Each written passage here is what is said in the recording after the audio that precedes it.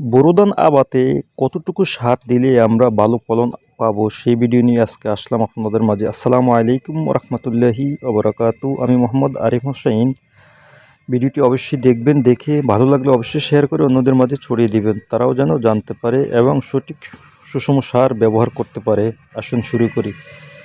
33 শতাংশ জমিতে আপনারা প্রথম অবস্থা শেষ শ্বাসে 17 কেজি টিএসপি এবং 20 কেজি এমওপি লাল সার, যেটাকে আমরা বলে থাকি, এবং 12 কেজি ইউরিয়া সার এবং 1 থেকে 1.5 কেজি জিঙ্কটা আলাদাভাবে দিবেন, টিএসপির সাথে দিবেন না। টিএসপির সাথে দিলে আপনার সারটা কাজ করবে না, তাই আলাদা দেওয়ার চেষ্টা করবেন। এবং ভালো মানের জিম সার দিবেন বিঘা প্রতি 5 থেকে 8 কেজি। আর যদি লোকাল দিয়ে থাকেন তাহলে অবশ্যই 15 কেজি দিতে হবে। এবং শিকড় বর্ধক হিসাবে অনেকেই আমরা শিকড় গজায় না, তাই শিকড় গজানোর জন্য যে কোম্পানিটা ভালো মনে করেন ওইটাই ব্যবহার করবেন, ভালো ফলাফল পাবেন।